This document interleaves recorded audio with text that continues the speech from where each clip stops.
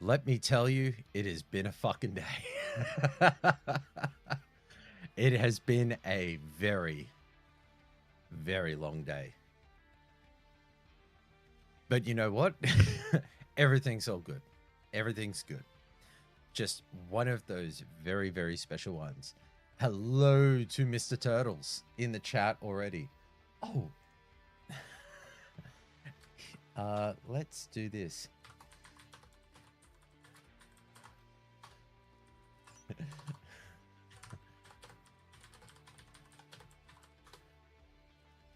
uh, am I dead? No. It has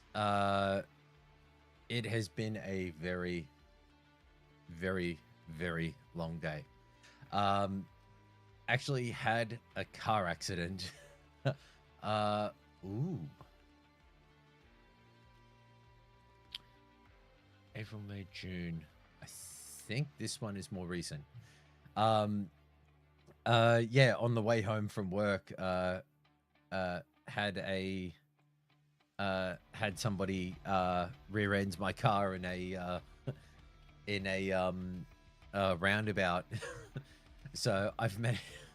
So it was already terrible, terrible traffic.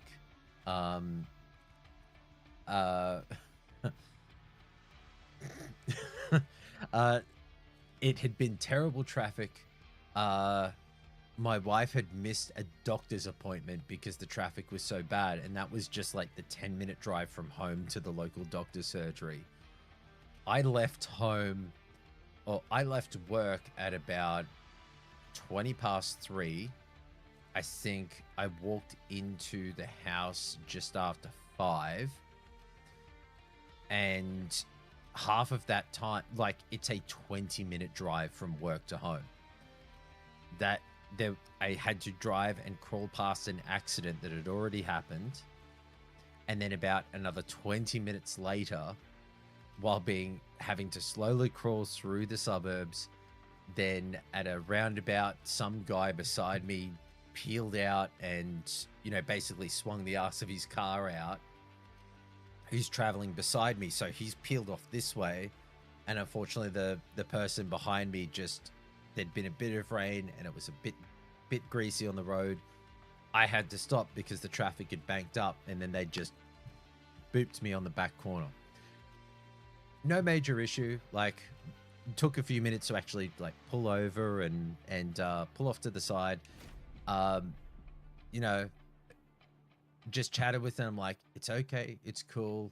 Let's just give the details. Are you okay? Just calm them down a bit. Really nice. Just went, okay, here's the details, here's my details, here's your details. Are you going to be able to get home okay? And they're like, I live like 2 streets away from here. It's like, damn, you almost got home.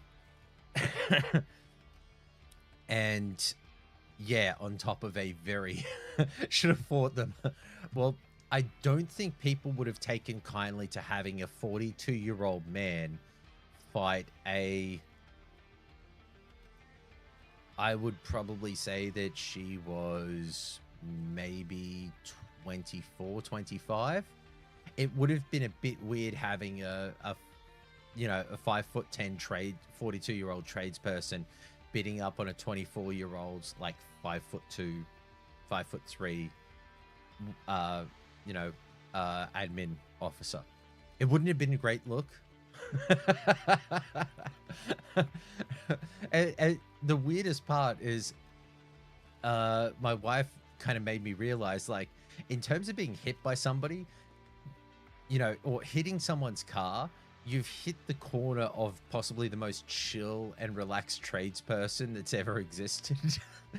And just like, yeah, actually, that is a pretty good element. Like, in terms of it all, you hope to never be in an accident, but if you do, then it's nice to not have people be like real bastards about it.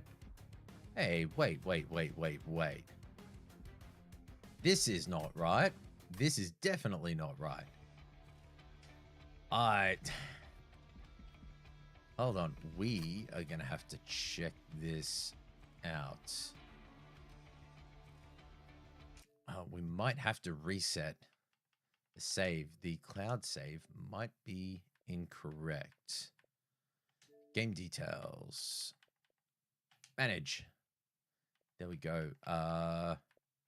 Saved items.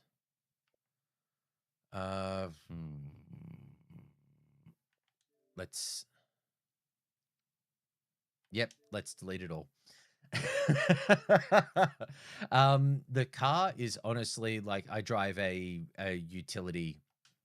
Like I drive a ute, so a tradesman's vehicle, and their little car only just like booped the back left hand corner of my car. It's basically just some like plastic paneling damage around basically along that line where you see like a tow bar come out. It's basically along that line, but it's right on the corner. So it's honestly one of those things where you look at it and go, the insurance is going to look at it and it's going to be like, they'll just pop that panel off, buy a new one, put that on there. It's like, it's one of those swap out jobs. There's no actual metalwork damage, which is great because they tend to take a whole lot longer. But yeah, it's just white border is visible. Let's see if we can pull the player data. Because yeah, I know that I've got much more unlocked. Nope. It seems I've lost my entire save for it. Wow, today's... See, I've unlocked all of this stuff, and there's an additional line of clans underneath this that I thought I had. Wow. I'm...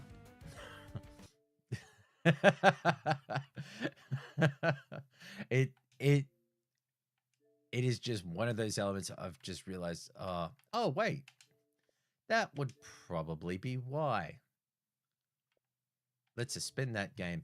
Destiny the Railforge. I completely forgotten that it was actually a piece of DLC that's in the game. And I hadn't downloaded it. Of course. Yep, let's check it out. Is there any new add-ons? No, it's just Destiny the Railforge. All right. Let's try this again. Third time. And I'm going to spend more time trying to get the... And I've got rewards points. So the damage to the car is minimal. And it's just one of those points where you look and go, oh, well, you know, like insurance is going to deal with it. It's not that much of an issue. You know, making sure that the young woman was all right was kind of key. But yeah, I was just like, oh, well, hey, world of content creator. I'm not having beef with like Colin Moriarty. So, you know, talk about a car accident. But at the same time, a fun day. Just a very busy day at work, and then that just being one of those things is an additional element. Let's see. Nope. They're still not there. I cannot believe it. So yeah, I actually had all of these up to level 10, and it looks like it is completely fallen apart. Oh well, we shall start all over again, or not so far, nearly all over again. But away from that, it's actually been shockingly rather quiet in terms of gaming news. There's obviously like the gentleman, the gentleman who has been written about this week by Jez Corden, mentioned by Colin Moriarty and several other content creators, losing access to his Microsoft account. As far as I saw this morning, it was that there had been triggers after killing a boss. This pyre immediately attacks enemy units on this floor.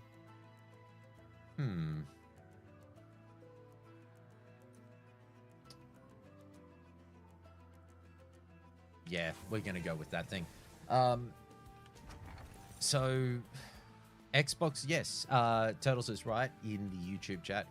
Xbox actually responded, and as far as I've seen, initial contact has been made, and generally when it comes to the security of certain accounts and everything, there's an interesting side element to what happens when you lose access to your account by you forgetting details or somebody else not, or somebody getting access to your account. So it's a weird thing to talk about, but it's privacy. So privacy policies when it comes to major companies are incredibly strict, and for a particular reason. So like, much like people don't read the terms and conditions when they sign them, it's just like, yeah, whatever. It is, yes, I know how to play this game.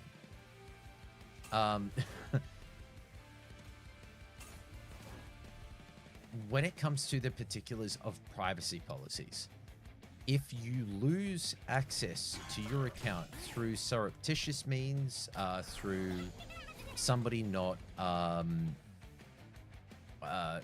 paying attention, or for any reason, no matter how you look at it, if you lose access to an account, privacy policies as based around so many different companies is that even if you are able to prove that you own the account, if details have changed about it, that you, the person who owns the account, can no longer access the account because details have been changed, a lot of people tend to think and go, oh, well, that should be no real issue. Like, anyone should be able to, like, they prove they own the account. That's all that matters. Give it back to them. But if a company, and not just Microsoft, it would be the same for Google, for Meta, for even if you consider government services, if they were to take that account and go, well, this person has hold on. Ooh, okay. No, I'm not gonna do that. Normally I can just, nah, I'll hit that. If Google or Facebook or Meta or any of them, you lose access to your account, this other person has access to that account, but you've proven they're not the rightful holder of the account. They have to lock down the account and stop your personal data from going into the hands of somebody for whom it doesn't belong. So what happens from there is that while you may go, oh, but this person is the rightful holder, I'm the rightful holder, you should give access back to me. If they've managed to change details about it in a way which stops them from being certain that you are absolutely the account holder, you then fall into a risk of going, okay, if we allow, I think I might even die on this first run. No, I won't. I'll survive. Yeah, there we go. If they don't lock the account and restrict everyone's access, and this person gains access to your personal data, the company holding the data is responsible. And with that, privacy policies have elements of creating risk and mitigating it. Microsoft holds your data, Meta, Google, whomever, Amazon. Somebody gains access to your account. You've proven they shouldn't have access to your account, but they still do. They have changed enough about it that it then puts the impetus on the company to lock the account, because the risk of damages to the company if that person takes your personal data and then uses it against you, and it can be proven they did not have your personal data, they gained access to your account, Microsoft didn't lock them out, and then they use that personal data to impersonate you, to do anything else, that then creates the risk on the company that they are liable. And that's where the issue for the security measures that they've come to kind of fall into it. So that is one side of it. It is like, because I work with and deal with people who have to handle these sorts of things, yes, it is an absolute pain in the ass, and it is stupid, and it's annoying, and no one, yeah. Okay, from Turtles. So is the main problem an unwillingness to communicate this, or do regulatory boards need to step in for a change? Honestly, I believe it is the regulatory boards need to step in, because when it comes to the risk of personal data and ownership of products provided by a company. Now, some people have pointed at Valve that Gabe Newell put out his username and password and his details for his own personal Steam account and basically went, "Come at me, bro," to try and get people to attempt to hack into Steam, and he was willing to stand behind his product. The element for Steam is that in terms of their risk and elements, Steam has their own insurances and everything else that would cover that. But Steam doesn't hold personal data that you've uploaded to them. Your bank account details, your personal documents, your photos. If you've taken dick pics and it's been uploaded to your OneDrive or your Google Photos folder, all of those elements create greater risk for these companies. Regulatory, like the companies themselves, are hamstrung at a risk point, because ultimately you could say, oh, well, but they should be more willing to come to the table and go, oh, they could, they could have better customer service, better this, better that. But it isn't. They are coming after your dick pics. You'd be surprised. Most generalized pushed hacks or attempts for phishing to get into people's personal data are not generally aimed towards people's like financial data, because financial data in today's world is actually so much harder to be able to pull together and use in a method where it isn't picked up by checks and balances. And it seems strange that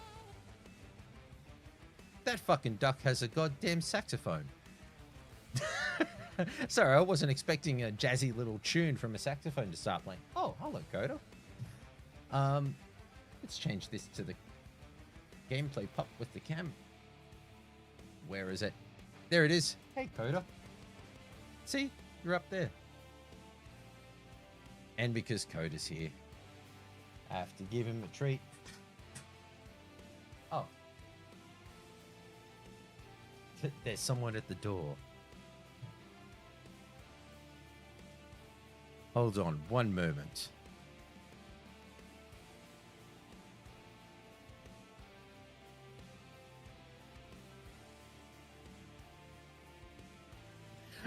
I just found out that Koala-fied Wombat is just standing outside the door. She told Coda to come in here and jump up and sit on the chair and sit. and be there and be pretty for the camera. Yeah, you're a good boy. Oh, and Piper's down here waiting. So part of the element that happens with phishing attacks is that if you can gain access to accounts where you can kind of push ahead and get data on someone to blackmail, but not blackmail in the sense of give me money or I'll post these terrible photos of you, because honestly that doesn't work as well as it seems. Not in the sense of that it isn't terrible for everybody involved. It is, but there's a better strike rate in being able to push on somebody's personal comfort and extract small amounts of money than it is to try and take and create a new financial identity from someone in today's world. Because like I'd imagine for anybody out there who's watching, if you've ever purchased something on a video gaming account, on like say you got a new PlayStation and you have to buy digital.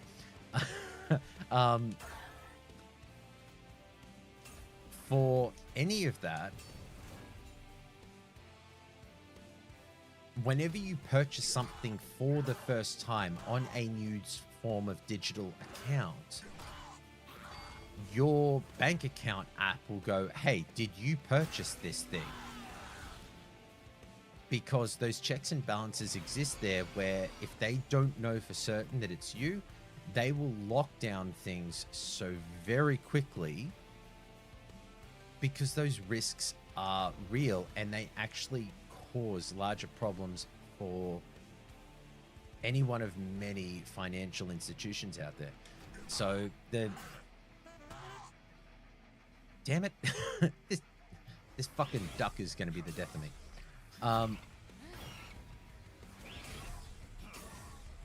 The regulatory boards need to be able to create a manner in which the companies out there will be able to verify through external means someone's identity. Now, this does then kind of fall into the realm of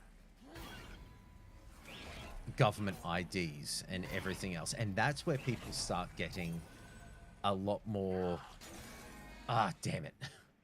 That fucking duck with the sword and the crystals on their back destroyed everything. Probably would be better if I was paying more attention, but let's just go with it. So,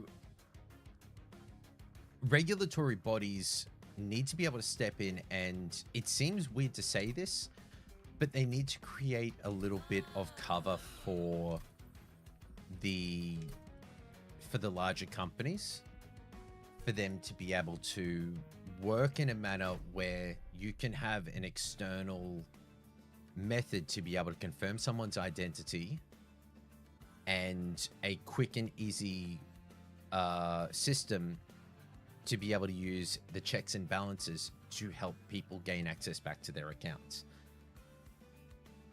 The risks that run with it obviously are that someone could pretend to be you and use this method to be able to overwrite these things, but in a sense, okay, I give Colin Moriarty credit when credit is due.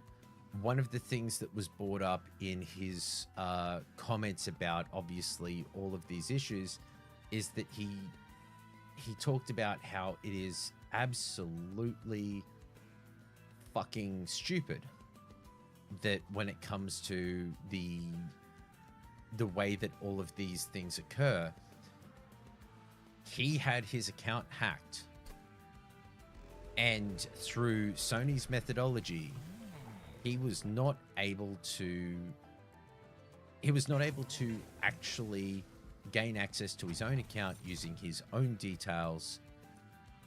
It was completely lost to him. That's annoying. That's terrible. But even when he went online and applied pressure, as you should, like, speak with your voice however you can, he could not get Sony to respond to him in any way, shape, or form. Oh, fuck. This is one of those great tracks in the game. Need to have this nice little jazzy tune in the background. Having Sony basically go, nah, fuck you. We're not going to respond to any of this stuff. You know, you lost your account. It's been hacked. Stiff shit. Public pressure did nothing. And it was only after he reached out, I believe he said he reached out to Greg Miller and other people that he knew to be able to gain a contact at Sony, who was then able to help him gain access to the customer service people to then verify his account. Go, okay, it's been compromised. Piper, what are you up to?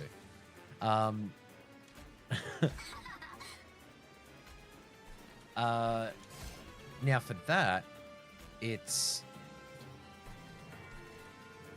no one should have to go through that, but to have a whole... See, it's tough. Him saying that Microsoft coming forward from external pressures, Jez Corden's article, people bringing it up on Twitter. Yes, those things actually helped get the attention in a manner where Microsoft was then able to step forward and go, all right, yeah, we need to fix this. And so they did. But it shouldn't have to be like that, which I absolutely agree with. But the risks for any company are so much greater than a lot of people really consider, because we just go, well, it's someone's account. You give it access back to the person who owns that account. There is also a very big market of people who go out there and will sell their account or change the details on their account to be able to get around particular methods. Maybe they don't want to use an Xbox anymore and they go, well, I'm going to sell my account to this person for $400. That person then goes to the Microsoft account, goes to Microsoft support and goes, oh, this person stole my account and everything. Oh, okay, kick them off. Then you have created a civil issue of which Microsoft is now in the middle of, that somebody broke their terms of service, but there's then value lost, and it becomes this really messy issue that I'm still shocked that a lot of people haven't considered. Sorry, I'm just changing one thing on here. There we go. It's one of those elements that a lot of people don't or would never consider, because it's not something you really go, oh, well, how is that a problem for me, or this or that? But all of the accounts and everything, you break the terms of service by selling your account. But then you've created a civil issue in that someone could show and go, I gave this person $100. I bought their Microsoft account off them. They handed me their account. I changed the details on that account. I now own that account, but then Microsoft would be there going, no, they can't sell you that account. So then you've paid, this person has defrauded you. which then becomes a civil issue, but then Microsoft would get dragged into the middle of it, where it becomes, oh, well, then who's good, who's bad, who wins out in this? And as soon as Microsoft starts getting dragged into smaller elements like this, it then becomes a very, very, very annoying and litigious issue that they don't want to be involved in. So that's why when it comes to a lot of those issues for accounts where there's proven fraudulent behavior or back charging through credit cards or anything else or false refunds and bits and pieces like that, or even just breaking the terms of service, using incendiary language, racist epithets, all of that sort of stuff. It's now listed in there that, a Microsoft account can be closed or banned because of behavior like that. They have to be so very, very strict with all of these elements, because if they don't, it then becomes such a massive, massive issue. Damn it, I was going to use that to holdover. Let's throw holdover. God damn it. Can't even throw holdover on that. Man, okay. So, Turtles has brought up, so what can change then? Regulatory boards, where you can then have an external governmental body or potentially a legislative body. Doesn't have to be that it's, set in consumer protections. It could even be a piece of legislation that states that any digital account that is part of an agreement between a consumer, me, and Microsoft, Xbox, whomever, that there has to be a easily accessible and easily proven method to be able to create ownership of digital product that cannot be removed by fraudulent activity. Because a lot of the time, that's where the risk is. You can have the best software protections, the best two-factor authenticators, and all of this stuff. You can have the best in the world.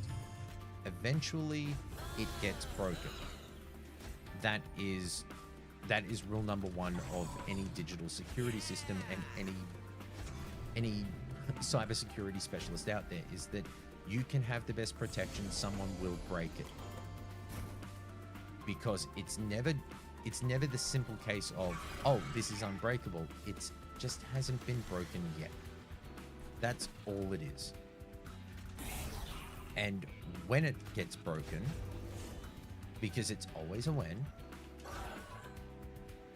you have to be able to make sure that however it's broken, that you should be capable of understanding and targeting who's the person affected and how do you resolve the issues for that person so that they can then continue to have access to their products. Because the digital platforms and digital systems do not yet have a smart enough method to be able to break the deadlock on the simplest thing. Ownership of a product, a license, has to have a sense that you could, if you've got a license for something, you have to consider people still look at licenses and go, oh, well, you only owned a license for this product. And it's like, well, yes.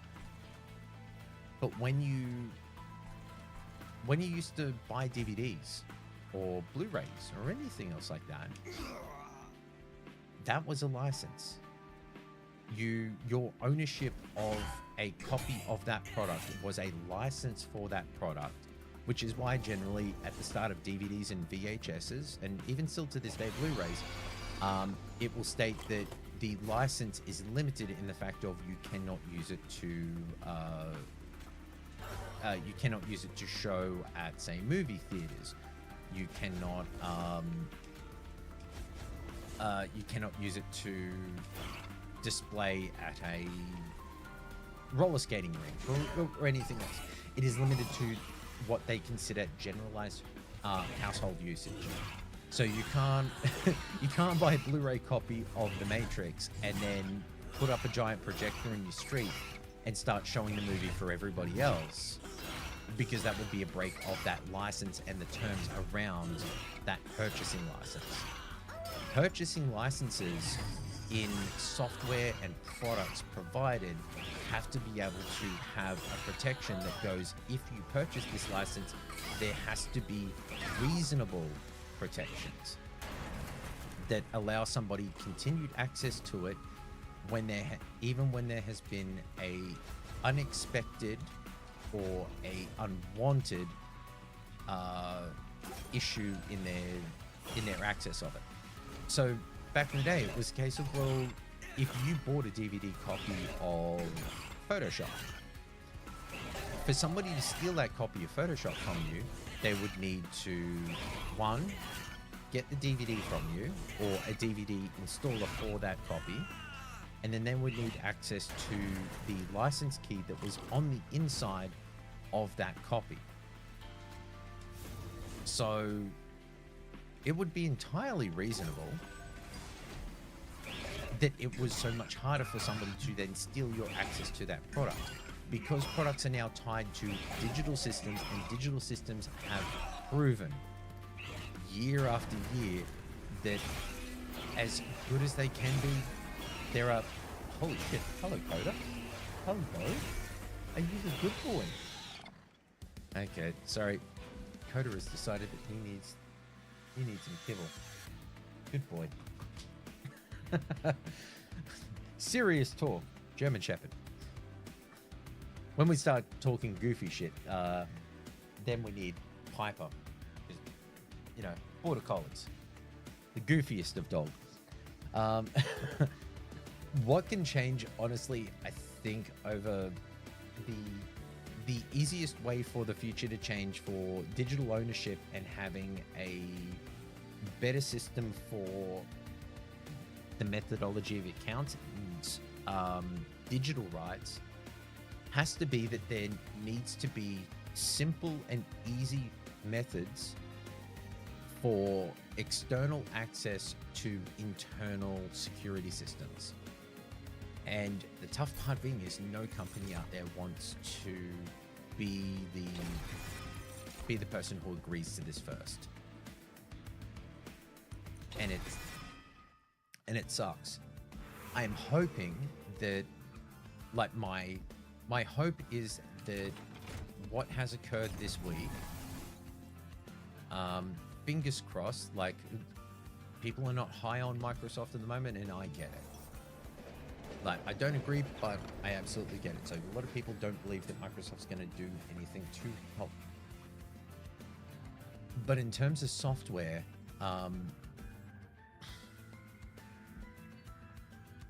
you could very easily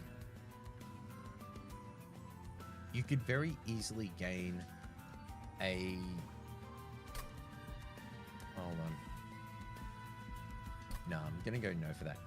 You could very easily have external methods for verification with government ID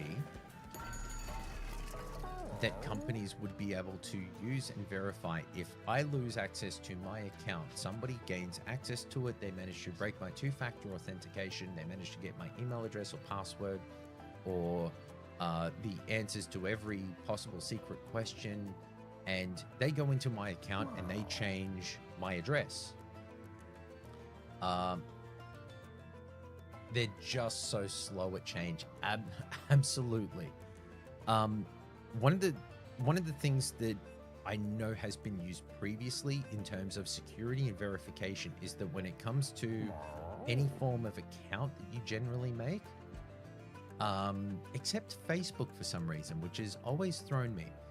But I suppose social media accounts don't really have those same sorts of protections when you consider things like a Microsoft account or a Google account.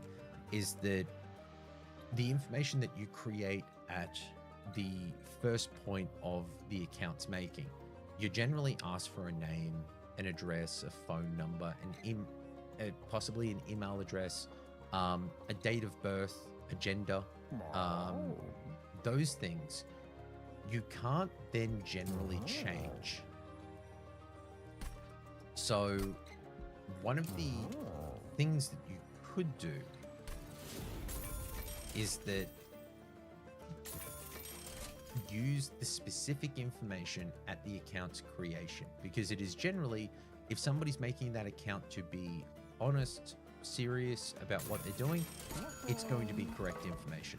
So you go, okay, you say that you are Jeff No Friends, and Jeff No Friends was born in 1970 and they identify as male. So Jeff No Friends has two-factor authentication, and for some reason he loses his phone. This person manages to break their password, gain access to their phone, and use their Microsoft Authenticator to then go into their Microsoft account, and they can change all sorts of details in there. They can go, okay, I'm going to change the email address from here to here. I've done this, and like, I won't go into it. You can't really do it this way anymore, but it used to be that to change a password or an email address or a phone number or anything else for a Microsoft account, you need to verify across the other contact methods to be able to prove that you still have access to them. Jeff doesn't have that level of security. Jeff's very simple.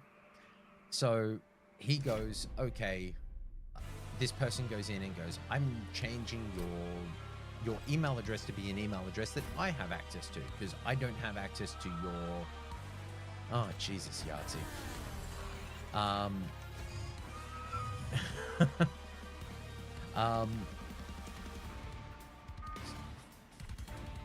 That is the cat. And now he's talking back to me. Wonderful. They change the email address, they change everything else, and they go, oh, okay, you now don't get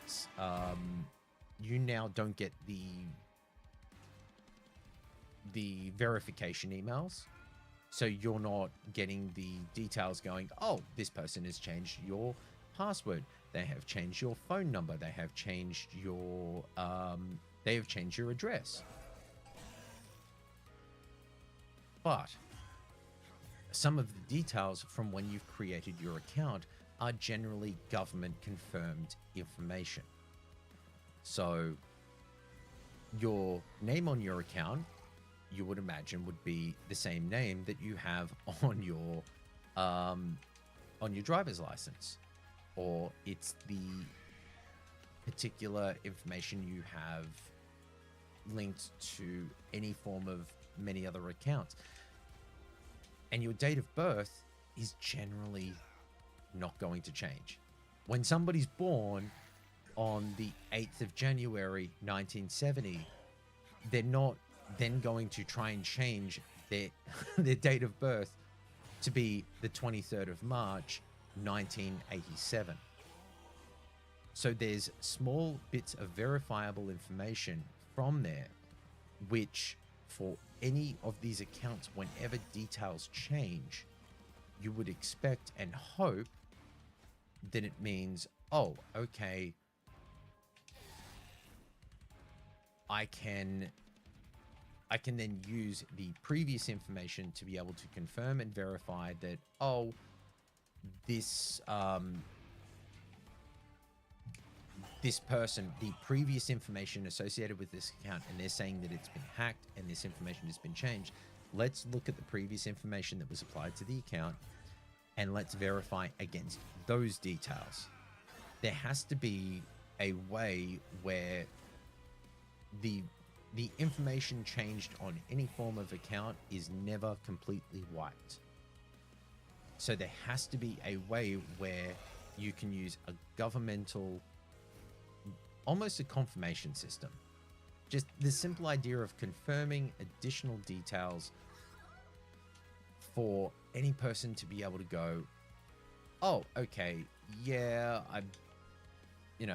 my name is Jeff No Friends. I was born in 1970, blah, blah, blah, blah, blah. And that you can then get that information verified by an external group where you would believe that they would have the relevant information on hand to be able to prove and go, yeah, well, this is Jeff No Friends. He was born in 1970. Here's his driver's license. Here's everything else.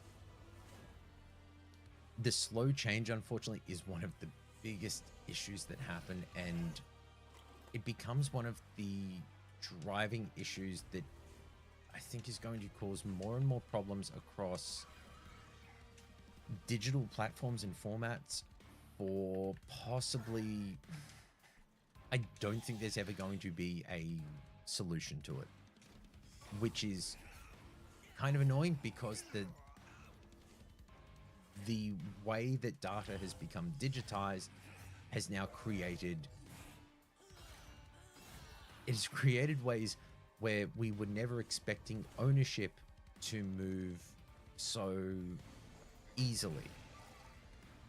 Like installing to disk, having disk copies of this or that or anything else, you would imagine, oh, no problem. All of these things are easily dealt with or easy to fix. They just aren't, and there's no hurry to it because there is still this unfortunate element where this is the hard shit that takes way too long, and no one wants to be the person to present or go, oh, I've got a great idea. Let's do it this way. Because the moment that you start trying to place the weight onto the customer, this is ultimately like where earlier in the week I spoke about the idea of what happens when if you put all of the weight onto the customer, but if everything has to be proven by the person who's been aggrieved, and I'm not bringing this up to make light of it, but it is very much similar to a case of sexual assault and the way that is dealt with in today's world. If every element about proving that you are who you say you are and that these crimes have been done against you, that you have been aggrieved, but you're not, it's not the complaint against the person who's aggrieved you. You're actually dealing with a third party to the entire issue, and they're not really capable of going, oh, yeah, no problem. They didn't do anything wrong. They're just an unwilling third party that gets dragged into it. And for them to change, it ultimately really has to push down to a very uncomfortable conversation where I think, honestly, some of the companies are going to push back against it very hard. One of the stories that did come out earlier this week was apparently statements made by the EU were that they did not feel that there was the particular differentiator between digital ownership for digital ownership of Sony games compared to physical. That when they were pressing going, but if they're removing physical, but that changes our rights, and they're like, well, the rights that you have based on our reading of it is that they own that platform, they're allowed to do what they want, which then kind of push back against the whole fuck Sony physical forever fight. And that unfortunately is kind of the bad flip side to all of this. There can never be, ooh, let's go for the Lazarus League. Yeah, let's go for that one. The fact that the EU initially pushed back against this, and I don't like it. I think the EU has it wrong, but at the same time, they are their own governing body. Ooh, bang, damn, didn't have enough gold for anymore. One valor permanently. Yeah, let's just go for more.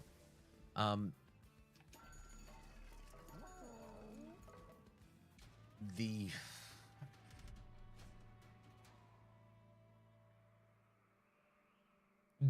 fight on digital, I think, is going to become a bigger and bigger and bigger problem, because what we really need isn't the companies to capitulate and go, well, we'll keep offering physical copies, or we'll allow you to digitize your physical copies to get a digital license. The real risk is about the ownership of your account and being able to have external verification methods to be able to resolve the civil and commercial issues that exist with digital accounts. And because of all of the terms and service, like I'm sure, like if you go through Steam, if you go through any any current modern day platform, you look at the terms and conditions for your account, and there are so many different little bits and pieces that if you weren't familiar with them, you'd be like, wait, what the? They're allowed to do all of this and I get to eat a shit sandwich? And it's like, yeah, that's how it's always been. But it's not out of callousness, it's out of them protecting, because ever since we've had a kind of digital first format, it has honestly been, this is one of those elements that has been coming, but the platforms have just kind of gone, oh, we don't want to deal with it or push it until it becomes a reality. The slow to change is unfortunately the reality of it, and there's an even bigger risk to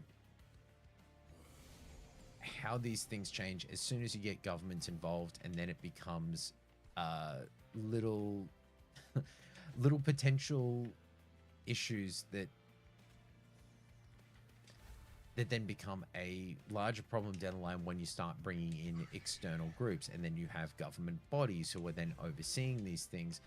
It then creates an even bigger feedback loop where you're then introducing bureaucracy into capitalism, where they do not have the level of control that they want and that they should be allowed to have to a degree, because it is their platform.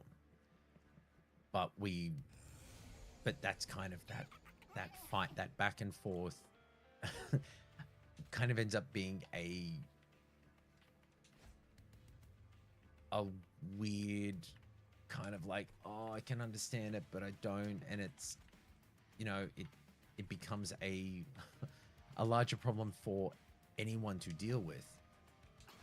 Because, yeah, someone's going to have to do it first for it to actually become a system or a method that anyone is going to push. And much like even with digital accounts, like the biggest thing I remember is the move to iOS 5 with the iPhone 4.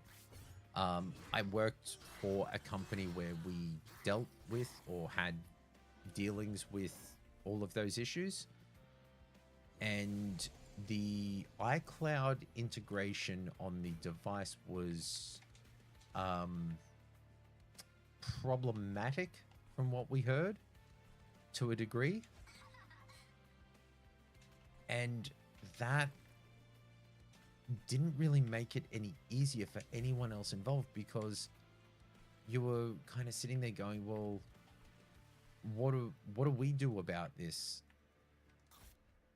Because we were hearing from people that there wasn't good communication when it came to the updates for iPhone devices at that time, which was, it used to be, oh, we're blasting it out there. Every phone out there will say, oh, okay, we, as a default, we are going to install the new updates for this device overnight to your device, and you don't have to thank us. It's all great. It's all awesome. We're so cool. But what occurred during that period of time was there were people who, you know, enjoying their life. They went to a wedding over the weekend. They watched their daughter get married. And they took a whole bunch of photos of that wedding last weekend. And then they go home, they plug their phone into charge, and that update gets pushed overnight. And one of the things that it tells you about that update is that, oh, if you update, you have to back up your photos. Back up your photos, back up your phone on your computer. Because we will, with the introduction of iCloud, if we have any errors in what we're trying to pull across, or that we can't bring all of that information across easily, we are going to basically do a fresh install on your device. And they're going to wipe it.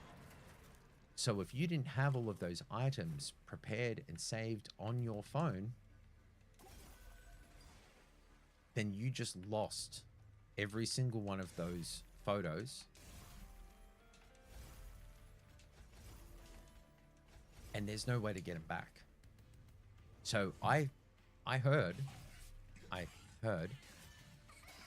from people who, yeah, had said, I just watched my daughter get married and I had all of the photos for that saved on my phone. Your phone updated overnight and I cannot find these photos. What are you going to do about it?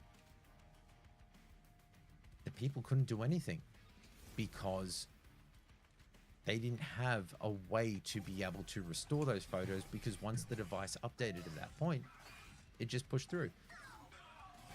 That was one of these very early issues that I remember seeing or hearing and dealing with. Oh no, I'm not going to make this.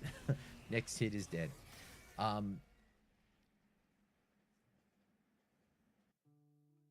It then became part of the terms and conditions for iPhone devices at that point that, so was this Apple's from Turtles in the YouTube chat. So was this Apple's attitude? Because I was still new to tech, basically Sam attitude to the U2 album push. You know what? Actually, yes, I'd completely forgotten about the U2 album. It very much had a similar aspect to it. I will go to here and we'll mute that. Can I? Yes, I can. My little mixer desk works. So the attitude at that point was that the devices and elements and all of the software and all of that, what they were trying to do was so big, the idea of iCloud, obviously. So it became something that it was, we need to push hard. We're going to break a few eggs, you know, but that's for everyone else to deal with. We're not responsible. And a lot of people did initially push back hard against Apple when you can go back and look at the news stories around iCloud when it was introduced, people going, hey, we got the Bubby Kai here. He pops his head in. I imagine you've just finished work or something. I imagine that you work until like 3 a.m. So with that initial iCloud push out, Apple did basically take I wouldn't say arrogant. It was more that they just this was also during a period of time where I think Steve Jobs actually passed away relatively shortly after that. Um, but it was Apple going, we're pushing the boundaries. We're going to upset some people. We're going to break some things, but we need to push and and like really reach for the stars on this. And they did. And ultimately that kind of, in a sense, then been working on my baby's development with black and white pictures, and one of them is an eggplant. That would be perfect. Bubby, you are affecting other families across the pond. Um, but to a degree, it I don't I don't ever think Apple are wrong for what they did, because ultimately kind of cloud development and file saving online, sharing of data online was really pushed forward by that structure, and it did get better over time. Now, obviously, when it comes to cloud data and everything else, I then immediately am reminded by the large scale Apple phone hack that people call the fappening, where people's personal photos and data were actively able to be breached by somebody inside of Apple, gaining access to these accounts and able to then get into the photos, get into the files and everything else. That that to this day people think of, it's this terrible hack and how dare these people do it and everything else. That moment in itself actually changed data security so greatly behind the scenes, because there was a lot of congressional questioning that occurred in the United States behind closed doors to Google and Meta, or Facebook at that point, and Microsoft and everyone else, going, how much of our personal data and all of these things are protected? Microsoft has and always continued to use a very rigid structure system, which is that there is no way for a Microsoft employee at any level to be able to gain access to the internals of someone's Microsoft account, no matter if it's just an Xbox account, a PC account, a OneDrive account, or anything else. The only thing that they are able to do on a customer's request is to delete the account, to wipe the account, or to close the account. They cannot go into it and be able to go, oh, yeah, you do have a file in here named 123.txt. They cannot see any of that information.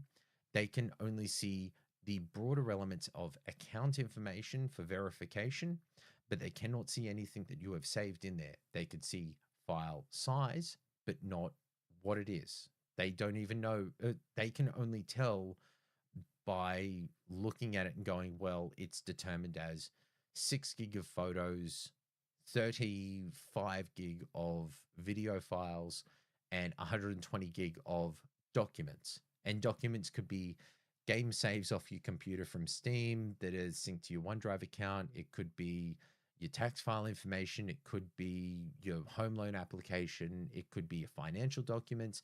It could be 550 pages of Edward Cullen fanfic writings. They will never know, because they can only ever see such obfuscated data across the top. That was one of the things that then became more industry standard.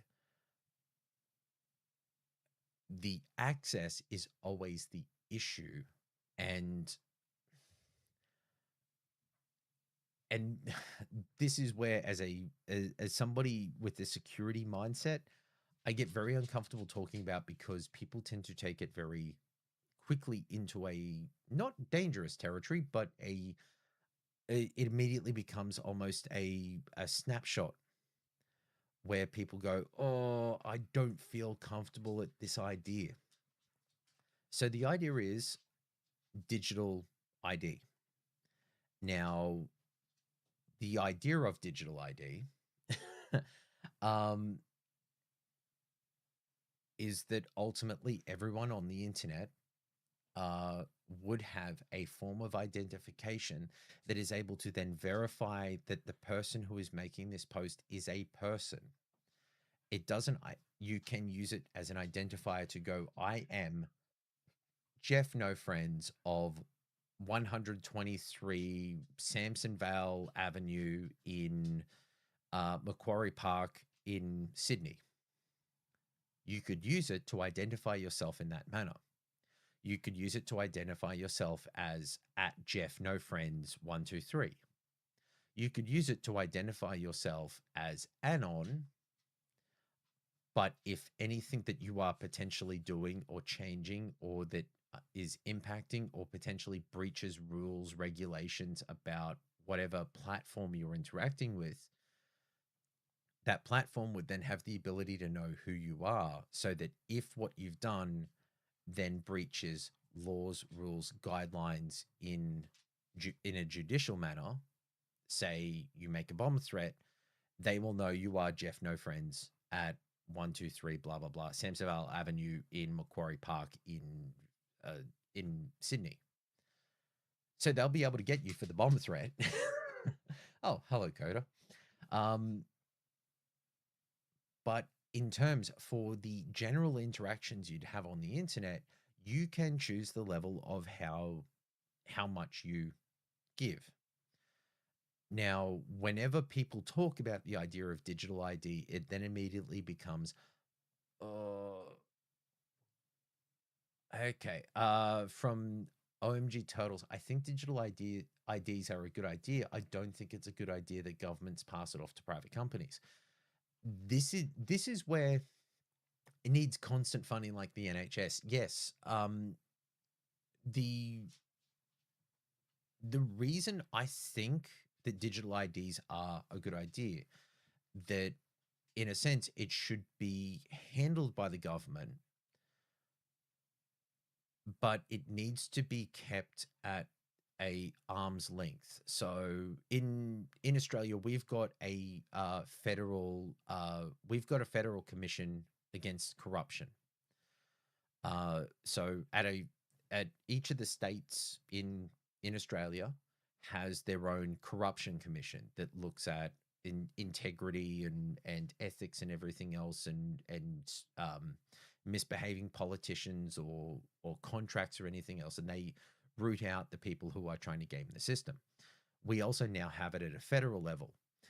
This federal ICAC, we refer to it, Independent Commission Against Corruption. This group is completely separate from Parliament House.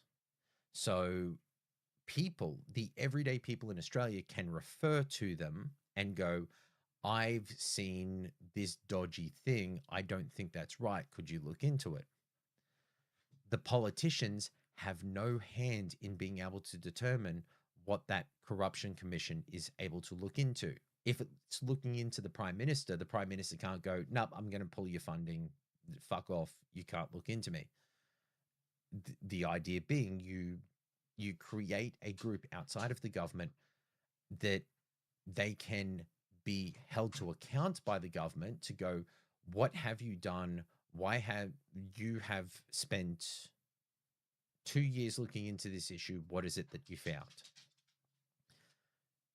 The commission then, with every one of their reports, has to present forward and go, this is what we investigated. This is the investigation in full. This is what we found. This is the impropriety that we found. These are the people who we found this impropriety done by. This is how they did it.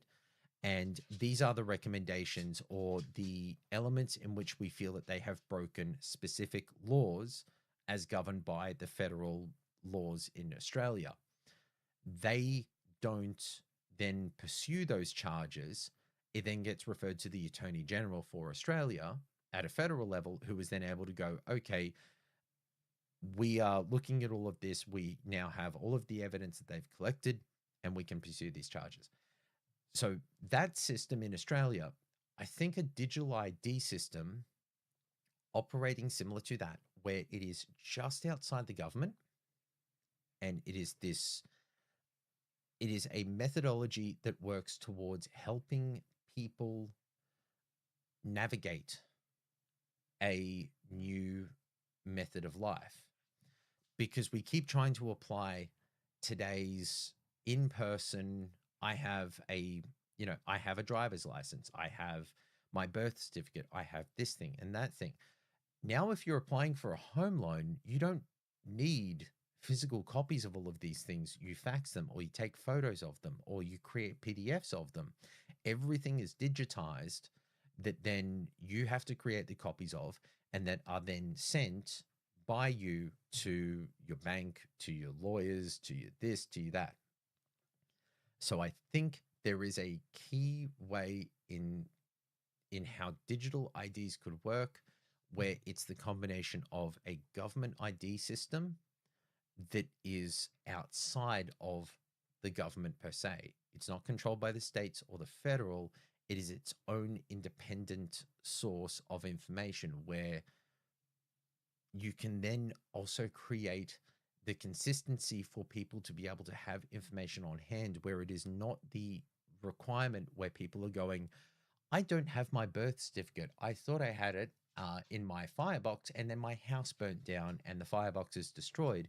I don't have my passport. I don't have my I have my driver's license. I don't have my passport. I don't have my birth certificate. I don't have my marriage certificate. I don't have my, my childhood recollection or my childhood record of immunization shots. I don't have other forms of identification. Even your power bills in Australia, your rates and everything else, most of these things are emailed to you. A digital ID to bring all of these things together, where there is a capacity and ability for a digital identification that is, in a sense, federally, like the country stands behind it, and then using that as a system to be able to then link to your digital identity when it comes to larger companies and corporations. So you then create, if we in Australia created a digital ID, then it's incumbent that Microsoft goes, well, we would support that. And you go, okay, you can link your Microsoft account, your Xbox account, your Microsoft account to this digital ID. This is the information that we will allow you to gain access to, which is the person's name, the person's address, their listed phone numbers, or whatever, the person's name, their legal address, their date of birth, and any other relevant information. You don't get anything else apart from that. But when you link this account to this digital ID, we are then able to be the verification system. If there are any issues with that account, we have to be the point of contact to be able to create a method for access to it again. Because unless it then becomes everything, you have to sign in with a digital ID. Like a lot of people use fingerprints for opening their phones. Some people use patterns. Some people use simple digit codes. Some people use just a simple swipe. Some people use alphanumeric codes. Like, everybody has a different level of comfort that comes with their way that they like to interact or securely access anything. So I know for me, I use a combination of alphanumeric plus secondary two-factor authentication.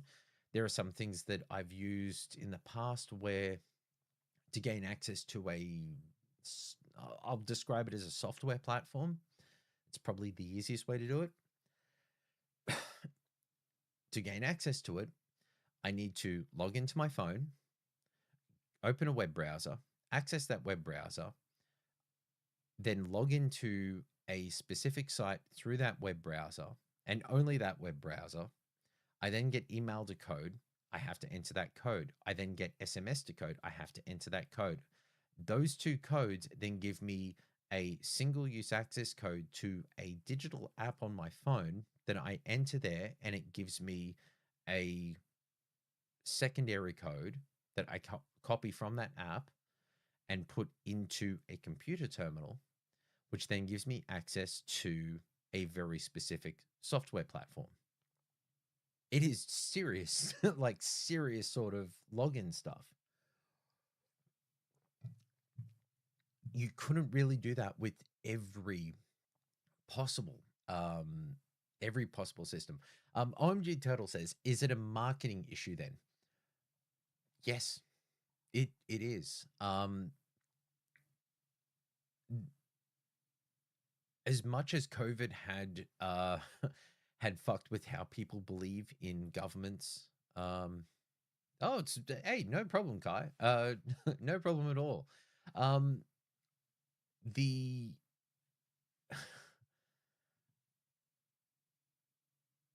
oh, and there's an auto mod. Yes, another person to report as spam. I get to do it again.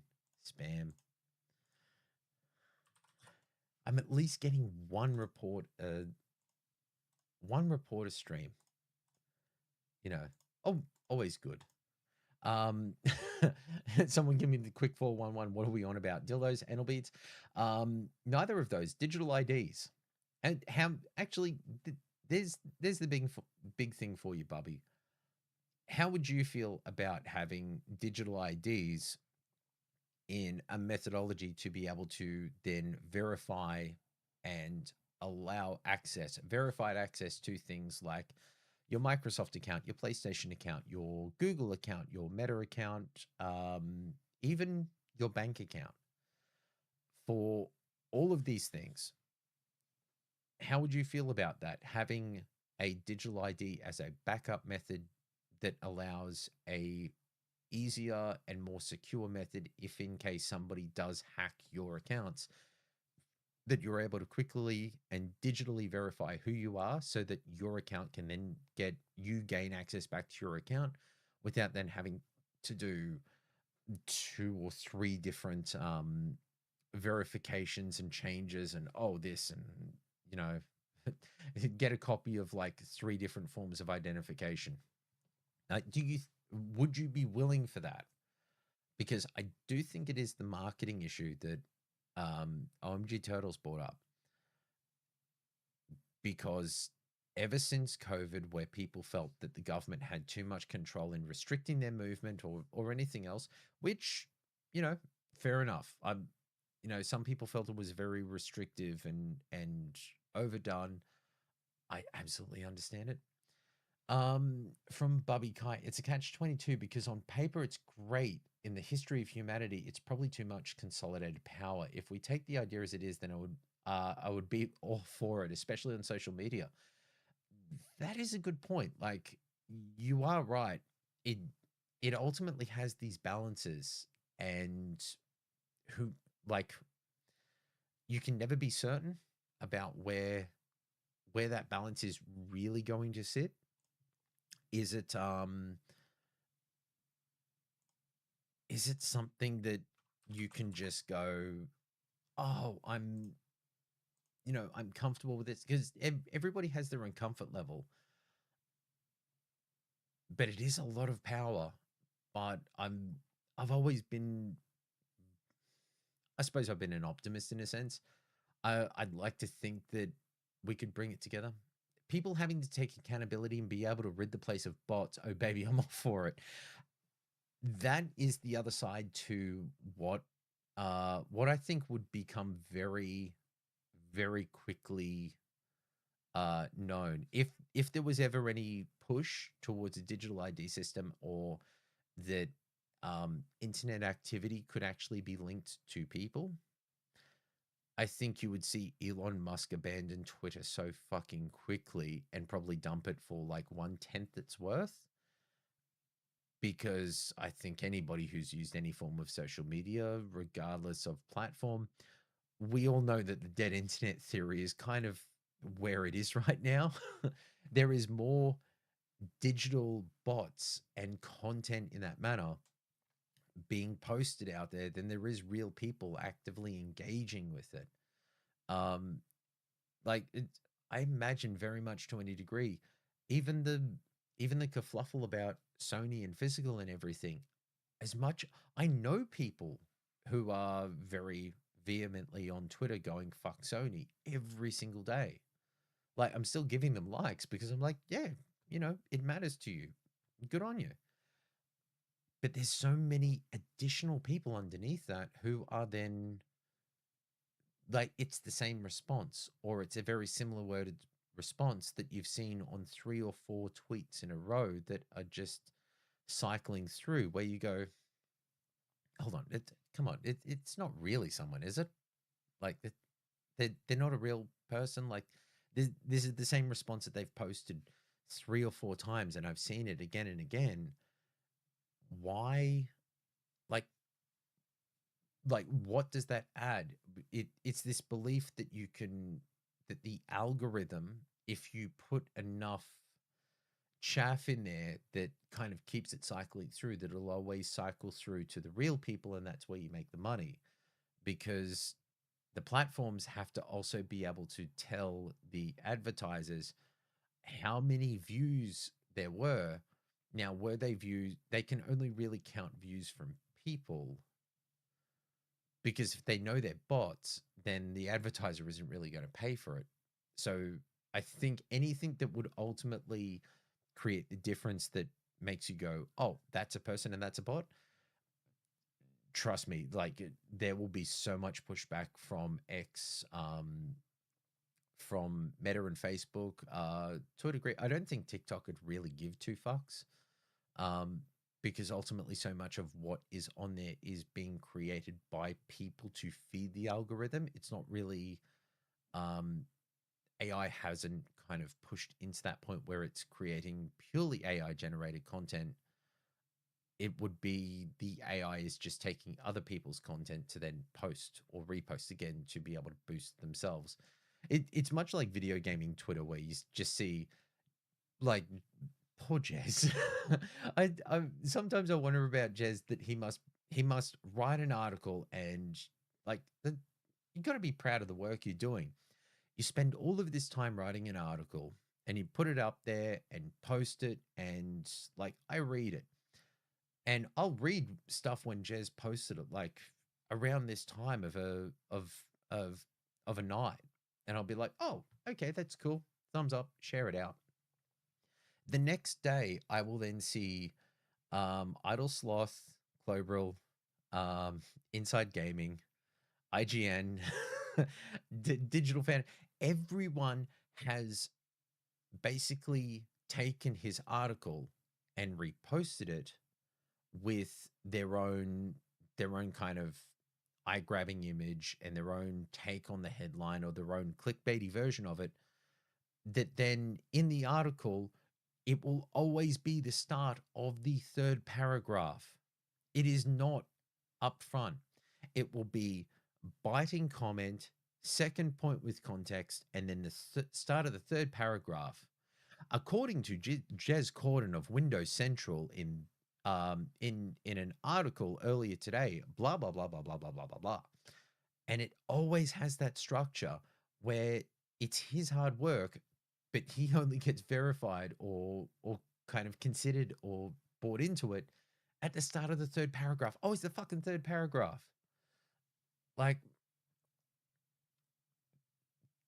it's it's always feeding itself. Um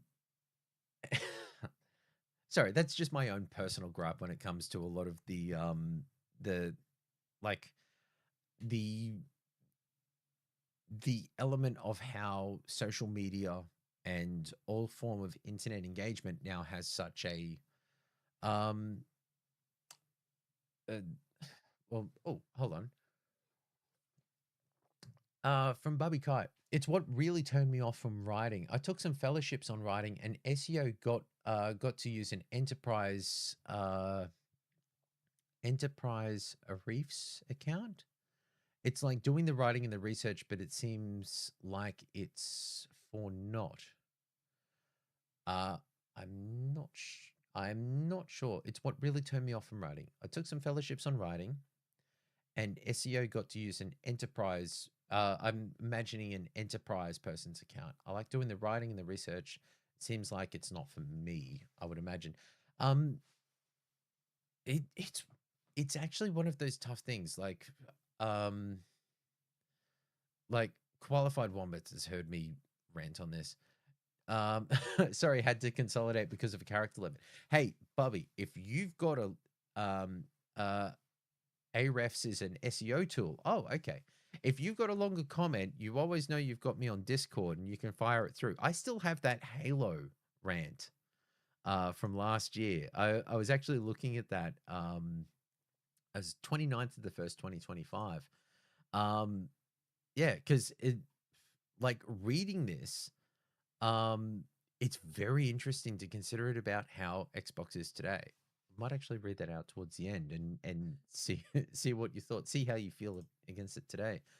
Um, but I've like Qualified Wombats has heard me come up with lots of writing ideas and everything else. I love to kind of chew. Um, the game being the platform article, yes, that one, because I think it has quite a bit of relevance in how things are today. I've got whole runs of articles and bits and pieces, video scripts that I've written up that I've never really gotten around to doing. But I don't think I'm a bad writer. I just don't think I'm a skilled writer. And it takes me a lot to be able to write something out that actually feels like I get uh that I get the point across. I do still believe that was the plan before the pivot. Yes. I think you're pretty much right. Actually, screw it. Let's grab that now because it does kind of so for there seems to be other viewers here that aren't chatting. You're welcome to sit there and chill and do your thing. This is actually a comment from Bubby Kai from last year. So this is at the start of 2025, and this was just prior to a lot of the changes that then occurred throughout last year with Xbox, where a lot more games. This was after Indiana Jones and the. I'm not skilled either. You get the skills by doing, and that's the problem. There's almost no incentive to writing. Yes, there is no incentive to writing except the cathartic process of being able to write. And much like in doing this, having like 3 or 4 people here watching me on YouTube and 2 viewers on Twitch. I'm not skilled at this, and I've certainly spent today stumbling my way through it all. Uh, but it is cathartic in the doing.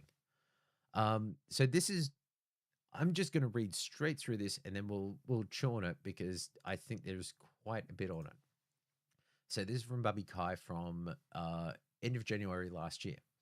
How I see things is that Xbox is trying to turn the platform from Xbox the console you need to play XYZ into Xbox the video game you play. It sounds a bit weird, I know, but as an example, it's not that it's Halo on Xbox anymore, it's Halo on Halo. The vehicle you use to get to the game doesn't matter, and if there's even more incentives and and if there are more incentives for the vehicle to be an Xbox, if the vehicle is a PlayStation or a Switch, it doesn't matter, they just need you to be on Halo. Some people think that means that it's now Halo on PlayStation. No, the way I see it is it's Halo on Halo. It turns the game from just being a piece of software on a console into Halo its own platform. Each game is the platform. The way I frame it is why this. Or the way I would frame it is why this.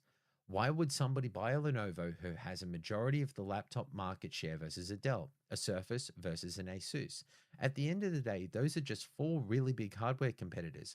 But from Microsoft's perspective, they're also partners. Just like it would be better from a revenue standpoint if you access the games on an Xbox, it would be better from a revenue standpoint if you bought a Surface. Microsoft doesn't care if you choose the Lenovo over the Surface because they both run Windows. So translate that into gaming. Xbox won't care if you buy the PlayStation over the Xbox because they both have access to the game, aka the platform in my example.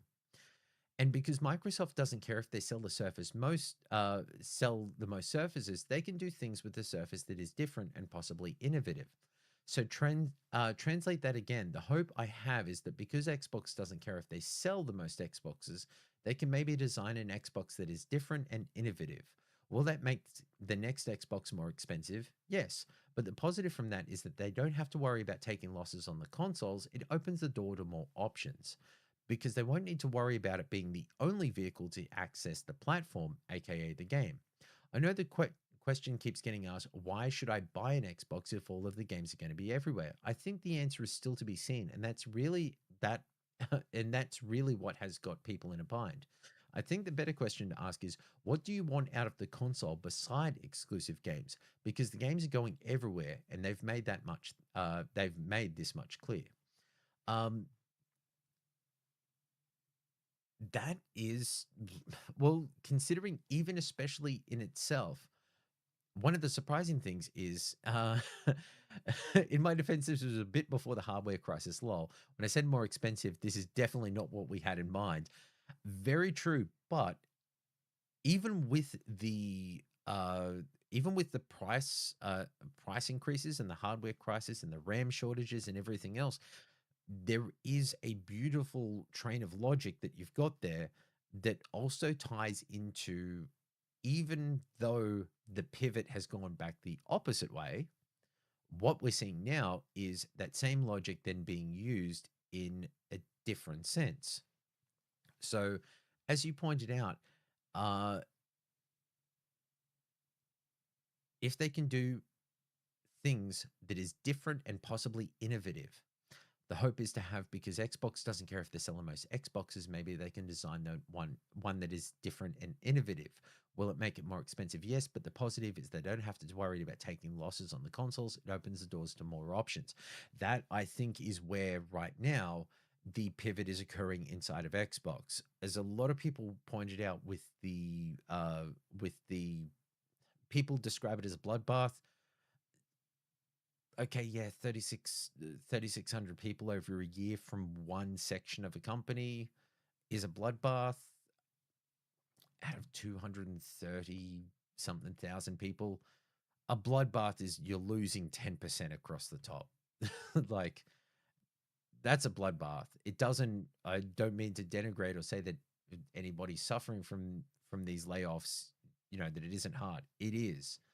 It's just we use these elements because it's hyperbole. Like, it's job losses. That's what it is.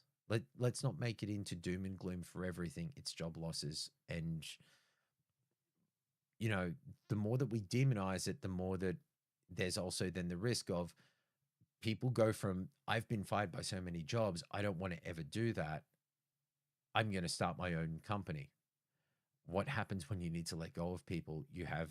You're then potentially going to sink your own efforts in, because you're not going to be able to go, no, I had to be better. I had to be better than these people. I wasn't going to fire anyone.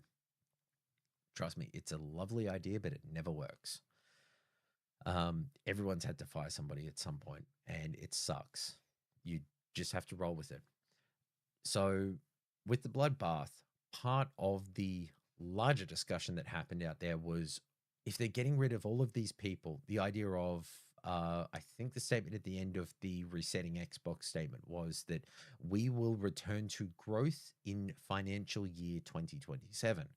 So, Asher Sharma's statement being, we are taking these steps over a year and we will return to growth. We will have a business that is not spending more than it's making, and that we will have grown our platform either through game sales or hardware sales or anything else. We are going to grow what we're doing in the next financial year. So right now this is the start of financial year 26-27, and then the financial year after that is 27-28. So it is believed, or the statement is, we will return to growth by this time next year. That's a lot of people to let go of. That's a lot of overhead. That's a lot of cost. People are the most expensive thing when it comes to any business. Staff cost the most. They're the most key thing to being able to make your business more capable, more able, but they're also the most expensive thing. Just the way it is. I think the hardware crisis right now is being seen by Microsoft as a way where I think the specific words that were used, actually, I've got the internet here. I can just look it up. I keep trying to work off my own memory. And considering the day I've had, yeah, that's not exactly going to be the easiest thing to do. Let's bring this up here. I'm really bad at this stuff on the fly.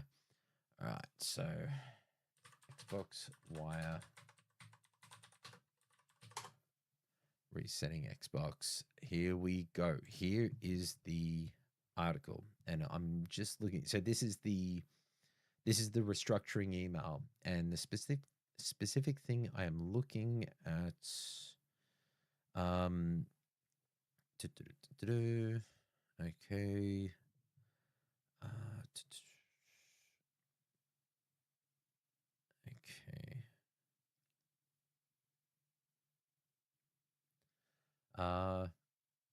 Okay. From Bubby Code, this is why you can analyze things in a vacuum, and that serves a good purpose. But when you do that, you have to remember to apply it to the real world. That's yeah. For everything, the why people went so specific on Microsoft about, oh, how can you do these things? It's like it's a it's a reality. There's costs and everything else. Okay, so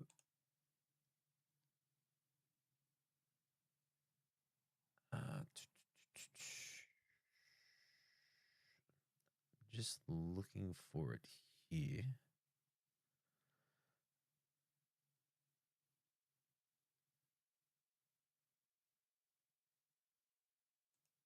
Okay. The OMG Turtles is back. Yes, how was the eggplant? Did the child recognize the eggplant? Um,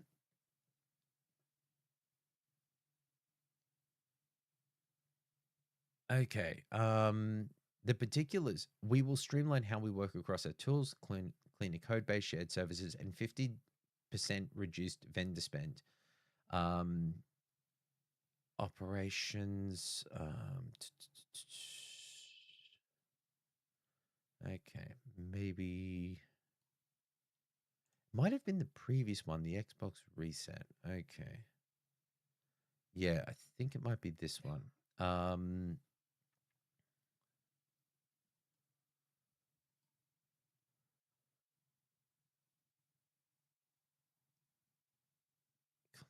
platforms. Okay.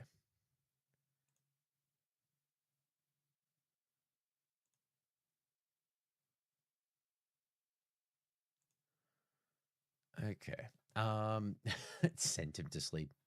My voice is probably terrible for sending people to sleep. So OMG Turtles is probably operating with one hand again because the child has just fallen asleep in the arms. Point three that was brought up not in the Xbox resetting Xbox, but the Xbox reset next 100 days.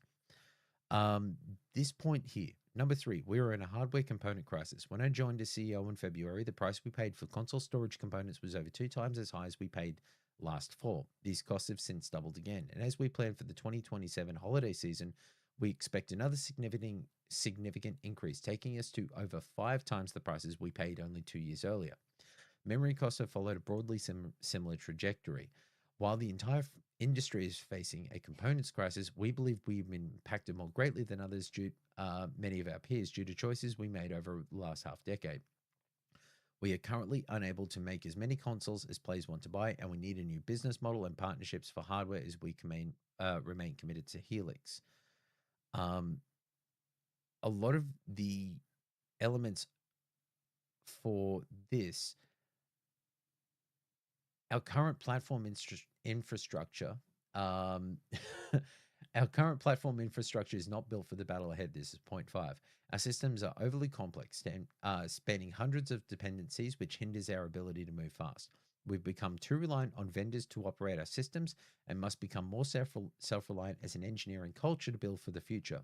We must increase the value we ship to players while decreasing the time it takes to do so. Going forward, we will evolve and rebuild our stack and look at the capabilities across Xbox and potential M&A to help us win in hardware, PC, mobile, and streaming. So then with that, when we look at, okay. So then it's content portfolio. It's not that part. Okay, reset the platform. So resetting the platform, the specific comments that were made.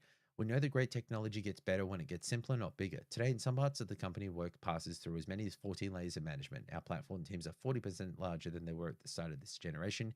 Even as our player base and playtime have declined, that complexity slowed decisions, blurred accountability, made it harder to deliver to players. Everybody kind of brought up the 14 layers of management. That's big business for you, because especially when you've got IP, when you've got studios, when you've got other studio structures, like somebody used copies of video games and just put down a copy of a video game and were like, hey, I've got this idea. And this person goes, hey, Derek, that's a great idea. Let me go ask Tom, and then puts down one copy. Hey, Tom, what about this idea? Yeah, that's great. Let me go check with Greg. And then a second layer, and piled up 14 layers. Now, if you considered it, they're like, this is fucking stupid. But if you kind of stop and look at it and go, the first person at the bottom of that stack is, say, the producer for, say it's the producer for Overwatch 2 or Overwatch. The producer from Overwatch is the person at the bottom going, hey, I've got this great idea. And then they have to speak to the game director.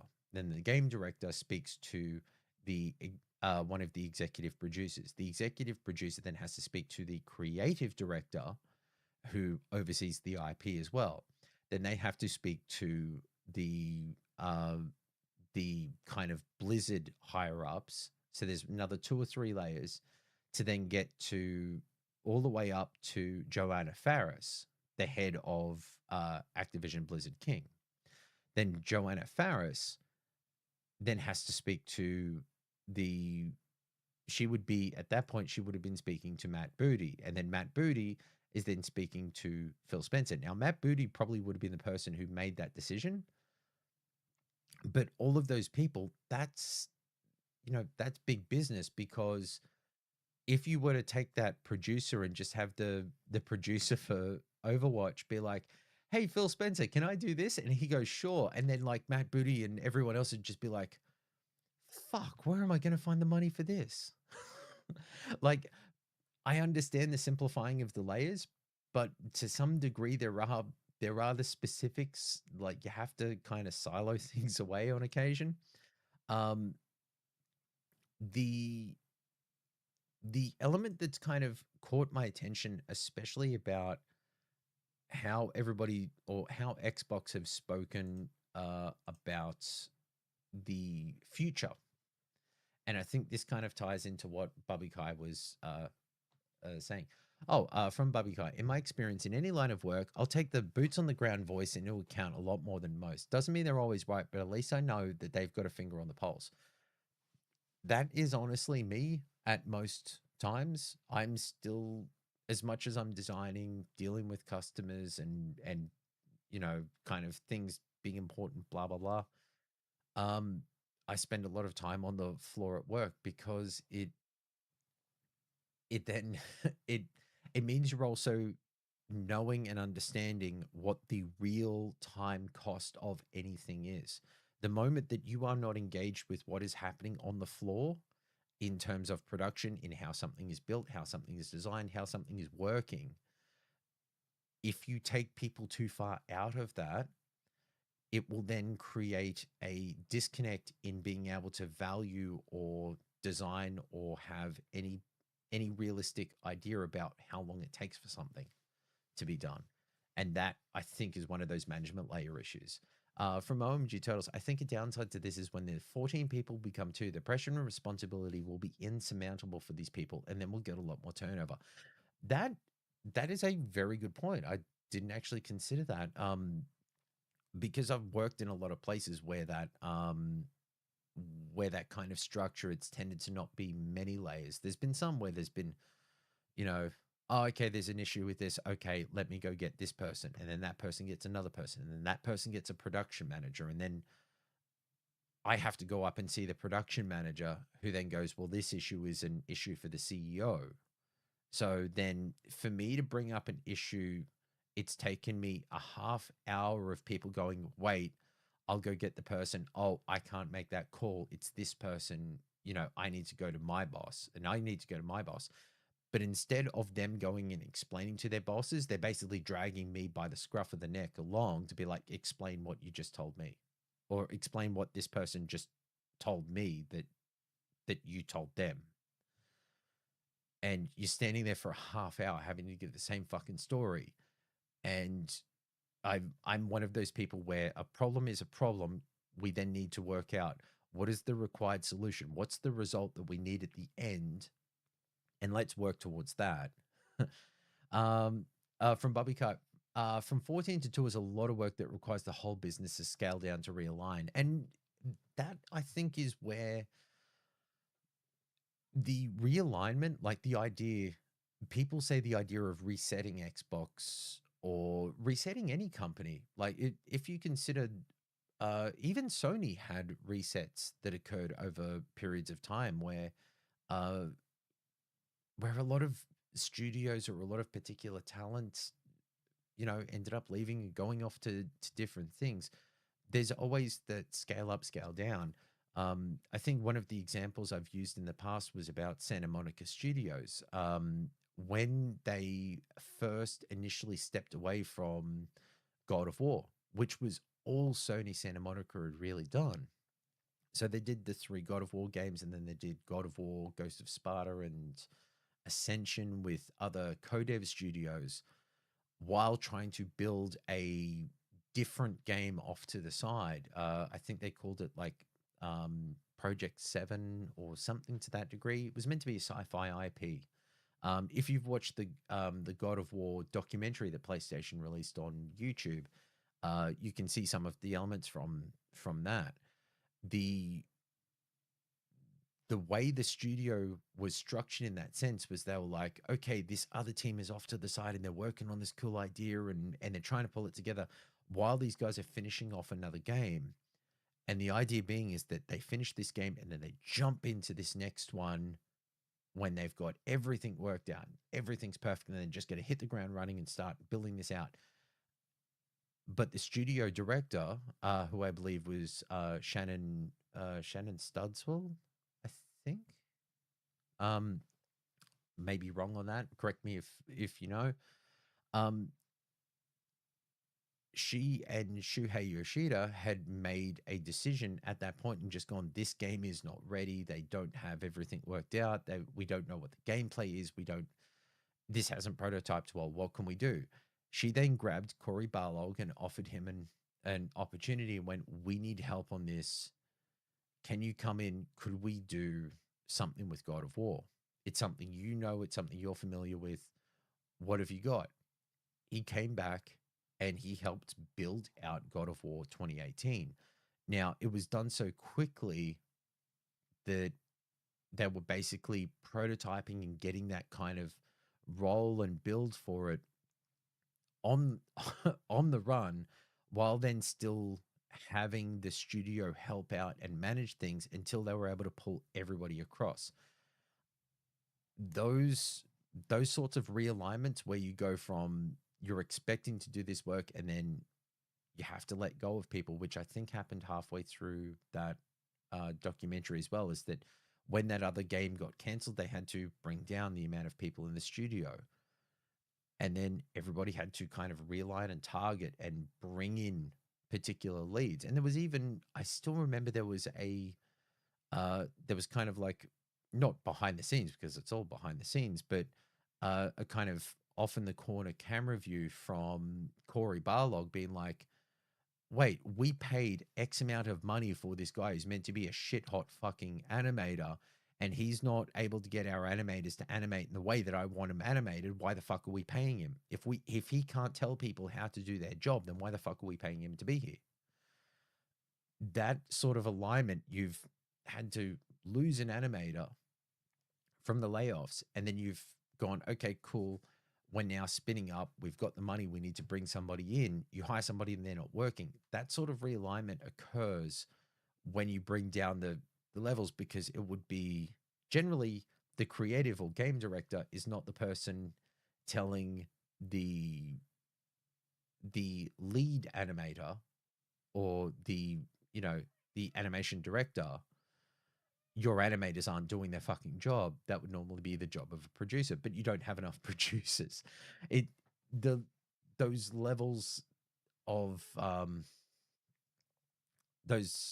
of management and communication and everything, the moment they start scaling down, you're then having you end up trying to, you have less conversations where you can be kind, and sometimes it becomes a more realistic discussion. And some people work well in that manner. Some people are better to just be like, okay, just don't blow smoke up my ass. Just tell me what the fuck's wrong so I can fix it.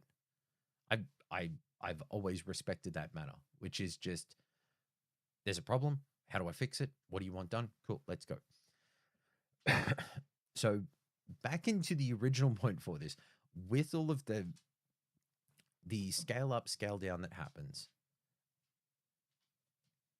all of these layers going out, and the discussion points from Xbox about that they're still going with Helix and everything else, I think Bubby's right in this point, that they may be able to design an Xbox that is different and innovative. Everything seems to be, for how I'm looking at it and how I think it's going to go, because I've seen component prices out there, and yeah, it's not going to get more comfortable. But you've got some of the best hardware designers and the best software engineers who managed to make power PC games run on x86 with the original Xbox One. There are ways to be able to go, okay, we don't need 32 gig of RAM for the next generation of games consoles. We can get by with this much RAM by doing it in this manner. What is cheaper? Is storage cheaper or is RAM cheaper? What can we use in methods?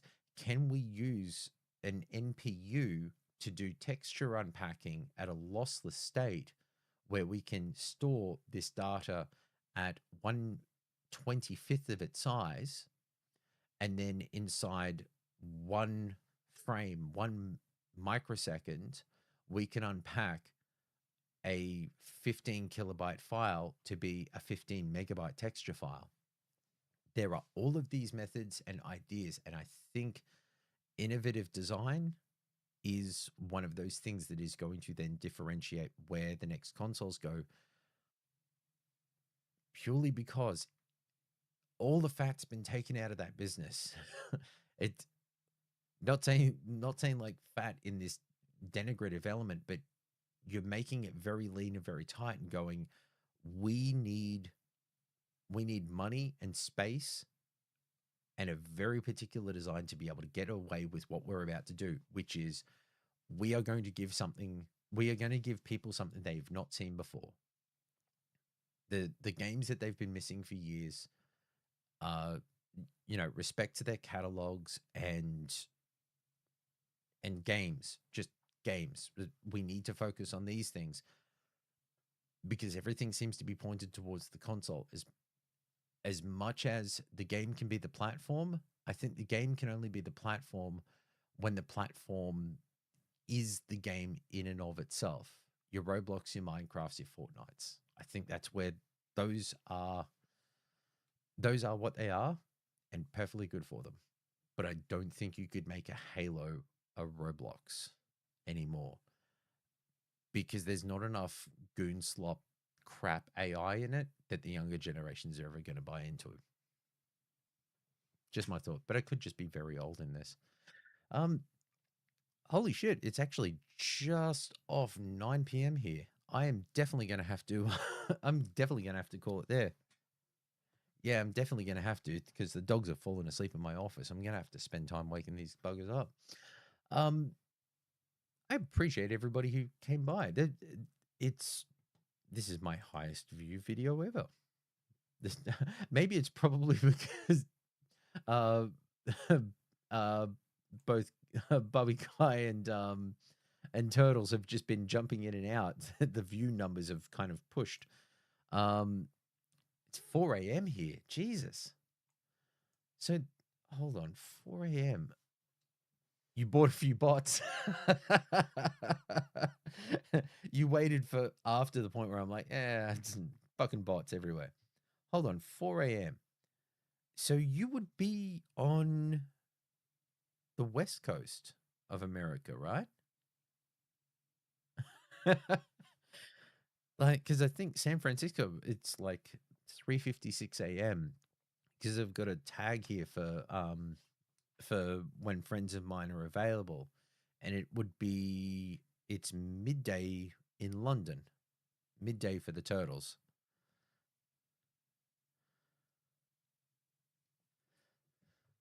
West Coast, best coast. See, nah, the East Coast is the best coast in Australia, but I will say, okay, West Coast, best coast for America. You got Seattle, you got San Francisco. Yeah, now we're gonna dox Bubby. But yeah, thank you both. It's been a great stream. So considering that I've managed to, as I mentioned earlier in the stream before you arrived, Bubby, I had a car accident today. uh, just somebody basically booped me on the back bumper of the car. I'm fine. They're fine. Everything's good. But it was just like, as I'm heading home, I'm thinking, man, I'm gonna get to go home. I'm gonna get to play with my pups, take them for a walk, and then uh coming up to a roundabout, yeah just traffic banked up, and they're just boop, yeah, little kiss on the ass. And yeah, I was just like sitting there and thinking, man, this is going to take time. And I'm thinking, I'm not going to get home while it's still light out, so I can't take the dogs for a walk, and I've got to stream and everything. And then yeah, like the kind of perverse element in the back of my mind is just like, great content for a stream, and I'm not I'm not then, pulling a gaming grifter element of being like, oh, let's talk about DEI in video games. I'm just like, had a car accident today. But then again, that's just me. So thank you both, OMG Turtles and Bubby Kai in the chat, and for the couple of people who kept swinging through bits and pieces here and there on Twitch. And some of you are still there. Thank you for whatever it is you may be doing. Um, if you ever feel like you want to chat or throw something in there, feel free. Always, always welcome to jump in. So I am actually thinking that I am going to uh I'm very glad that you can make it today as well, Bobby Kai. We miss you. It's great to be able to kind of have these chats in the back and forth. It like with you and Turtles, it's always interesting kind of points. It's great to kind of have a rolling discussion, because when you guys aren't here, then it's just 2 hours of me just yap yap yap yap yap yap yap yap yap yap yap, and it's stream of consciousness. And at some point, I'm always afraid that that somebody's just going to be like, just take a. I'm going to run across it on social media somewhere. Need an American in the chat, a less bigoted one. I should add. You're not that bad. Come on. um, the Yeah, I'm just thinking the next stream. Um, the next stream I was actually going to do was going to be after XB2 on, I think it's Saturday morning, my time. But I think that time is like 4 p.m. or so Mountain Time in the US. Not, yeah, definitely perverted. No bigoted, just perverted. Yeah, I think I'm gonna do a stream after XP2 this week, just for shits and giggles, because I've realized I do a lot of these streams. Either it's in the afternoon or evenings here, and it just always means that there's I've never tried a different time, and for a lot of people, it's you know, fuck it, why not? And if I get the Americans in here, then it'll definitely be interesting. Bobby can have his his fellow countrymen just start throwing whatever they've got at me, and just see how long it takes me to get flustered. So I'm going to call it there for tonight, though.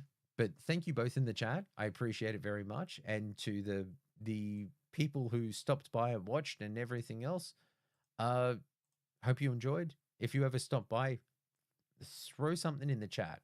You know, just once the Americans join and become Mexican. All right. Well, I will see you probably an hour after the Xbox 2 podcast on Friday, Saturday, my time. So thank you very much, everybody. Catch you next time.